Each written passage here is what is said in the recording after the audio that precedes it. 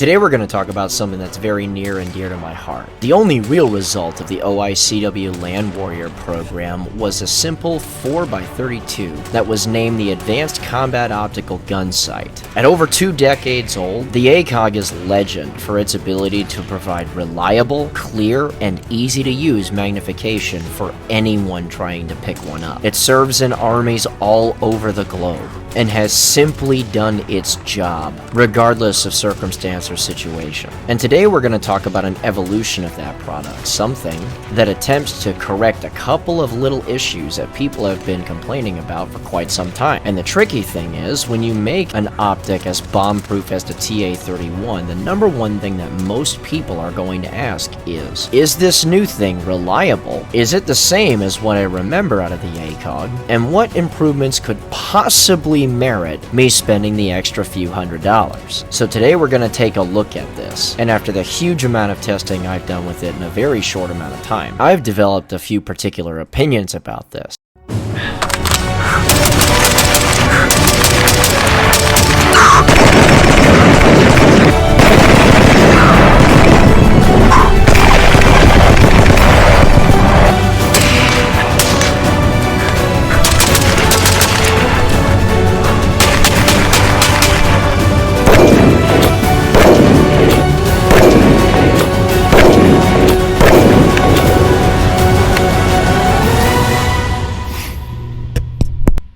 With summer right around the corner, are you reminded of how annoying and possibly unsafe it is to carry around a self-defense firearm with something super impractical like an elastic waistband or a little man purse that we call fanny packs? Especially during intense movement like while running or while weight training. Are you one of those folks that's had to take a belt, put it around your waist, tighten it to the point where it's stabbing at your hips, and then throw your shorts on like a loser? Never mind how stupidly slow all of these things are to actually use. Never mind further how unreliable some of them are and how much some of them print. Well, do I have the perfect solution for you with Arrowhead Tactical Apparel. With the internal retention belt that's really easy to install and adjust, we can easily secure with our regular EDC holster a full-sized or a compact-sized handgun without having to resort to all them tiny things. All of this is easily accomplished without sag or bounce, especially in the appendix position.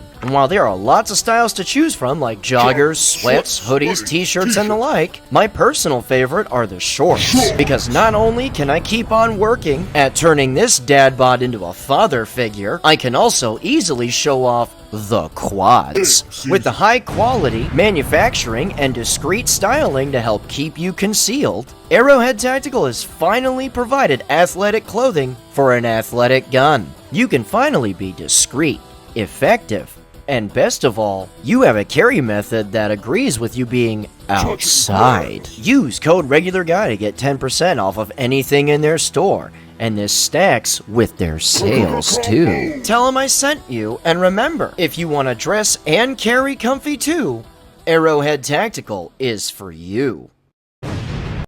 Jeez, we're back and we have a whole lot of work to do here because honestly, this is one of those things that I'm not even going to string you along on. I love this optic. I loved it from the moment I got it. As I started to use it, I only started to love it more. And as time goes on, honestly, I can readily say that this is probably one of the very best general purpose optics that you could possibly get. And as far as high quality stuff is concerned, it's probably the best as far as overall price, weight, and size, with flexibility being a key attribute.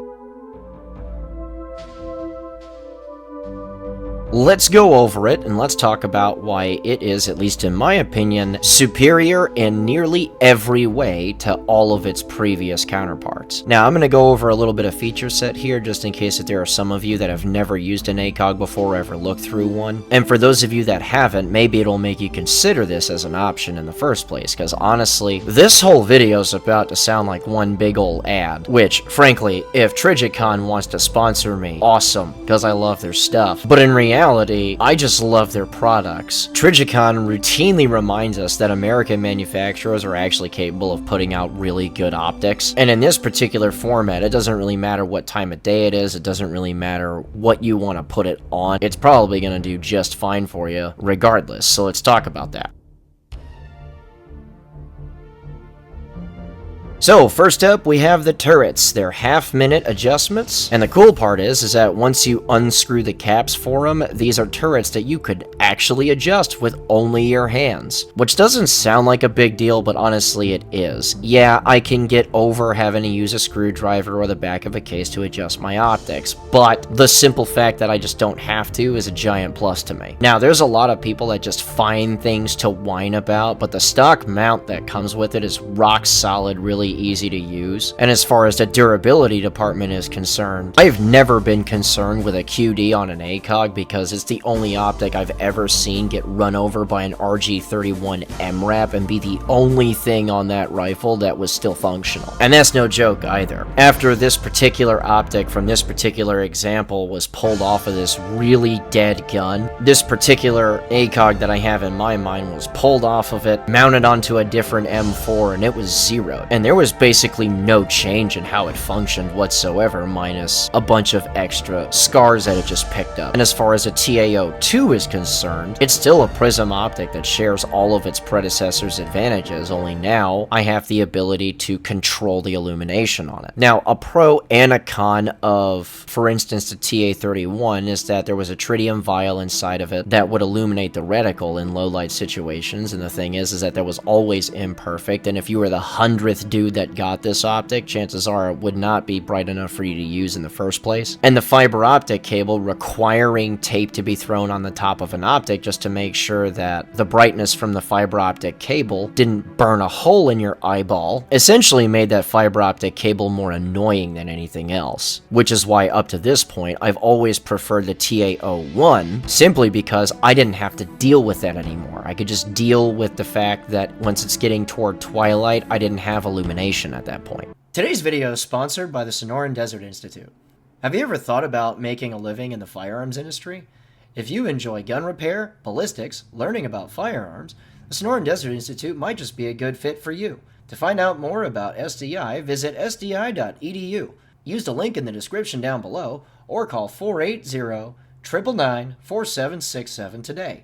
And now back to the video. In addition to this, and what I think led to the real rise of LPVOs was the simple fact that as far as ACOGs go, trying to mount a dot 12 o'clock to it was more of a colossal pain in the butt than anything else. You had to mount the dot really far to the rear, and all this would do is essentially ensure that that RMR or whatever it is that you put up there would clack into your helmet anytime that you wanted to use your 4-power rifle scope. Sticking with that trend, anytime that you wanted to use helmet-mounted optics when it got dark, this virtually made sure that you extended the stock all the way to make sure that your tube wasn't clacking into that same optic. So of course, as far as the TAO2 is concerned, we addressed both of these right away by deleting the fiber optic cable and putting in a battery-powered LED that goes straight to the etched reticle, which now allows me to control the brightness of that illumination. So if I need contrast, which is not all that often, but if I need contrast to take a low probability shot within that particular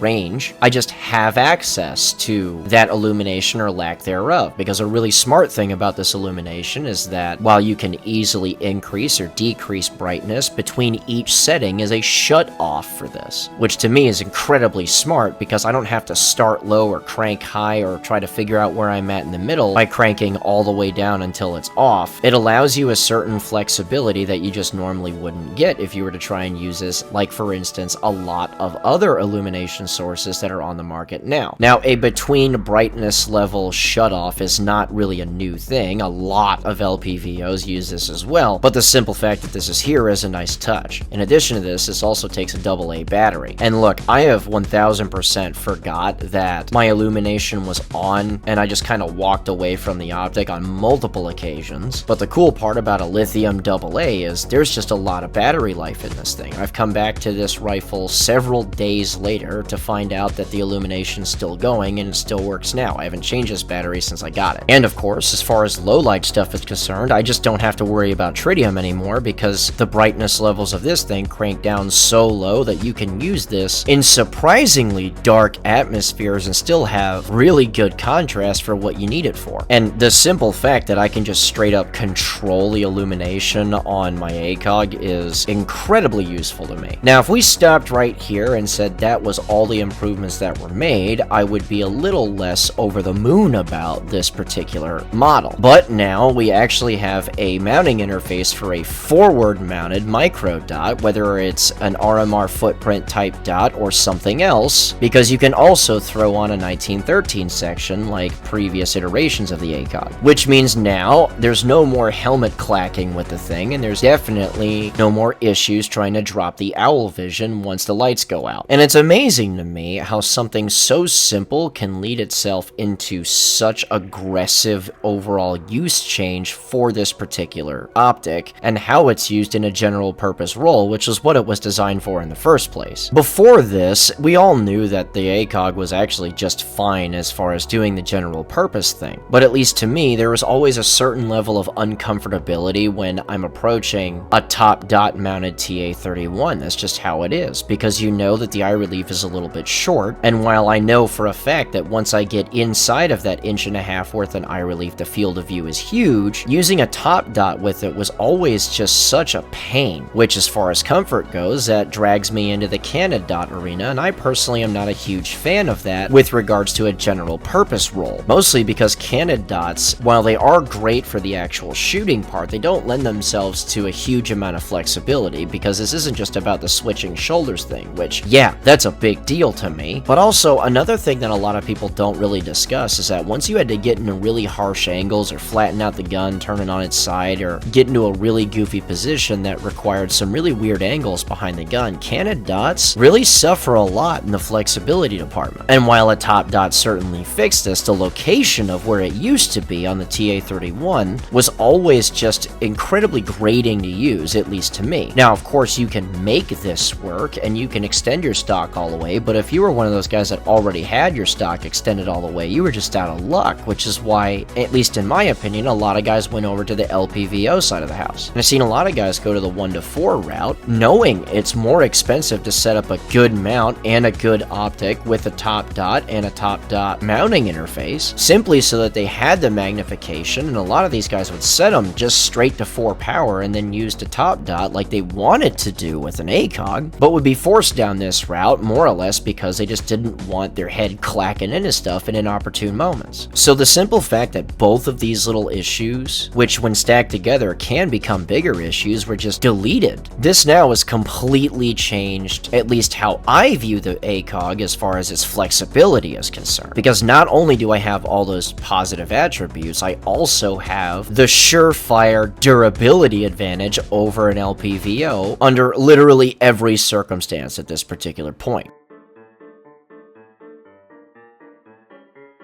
I now have the ability to use a top dot that isn't in an inconvenient spot. I have illumination control regardless of the circumstance in which I find myself. I have 4 power of magnification that is incredibly reliable, to the point where now that I have an RCR mounted to a TAO2, I am 1000% confident in just deleting the iron sights on my rifle and scooting that ACOG a little bit further to the rear so I can extend the stock a little bit more. Mostly because, honestly, there is no way a set of iron sights is more durable than one of these at this point, because there is nothing that an ACOG has been subjected to over the last 2 decades that a set of iron sights could remotely survive. So between it and the RCR, I'm pretty comfortable in my redundancy. And as far as really solid mounts for LPVOs, getting an RCR with a TAO2 and that coming in right about at $2,000 is somehow less expensive than getting a really solid LPVO with a mount, which can end up around $1,800 before you mount a top dot to it. Now, I recognize the budget scope that you have in mind is super solid and you would take it every time, and it's the best LPVO you've ever run, and yeah, that's cute, I got it. We're not talking about that right now. We're talking about bomb-proof optics, in addition to bomb-proof mounts. So as far as the budget LPVO that works great for you, that's cool, that's great. I'm glad it works for you. That's not what I'm talking about. And realistically speaking, it doesn't really sound like it's all that much until you start to actually use them in tandem, and then start to realize that more often than not, if I just need a job done, I need it done well, and I need to shoot straight the whole time, I'm noticing just more and more and more at this point that I leave other guns behind and I just pick up the gun that's got this mounted to it. Because sure, it's not the fastest setup you've ever heard of, and realistically speaking, even with the Crosshair BDC, the fact that it has only a BDC doesn't make it the most accurate setup you could possibly have either, because as far as the ability to be precise, a mill reticle is going to beat it every single time in that category. And with the red dot height, some guys are not going to be as comfortable as they would with a lot of other optics. But what I will say more than anything else is that this setup is probably the most superb general purpose setup, or jack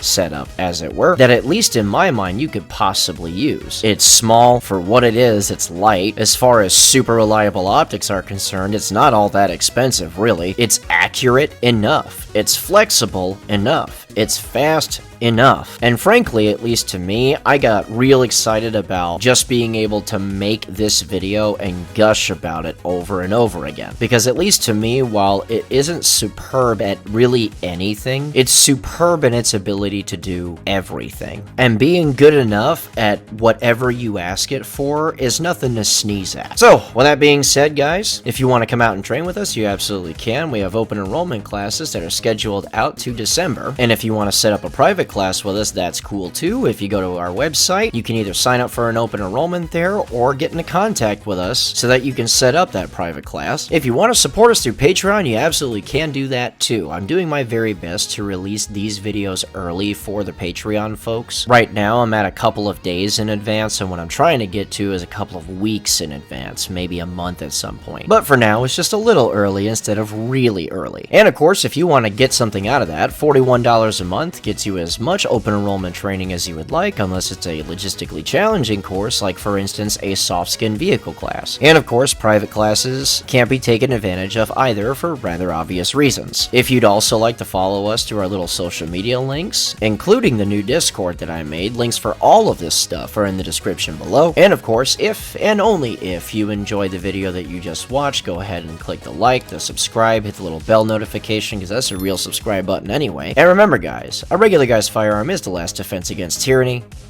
Be easy.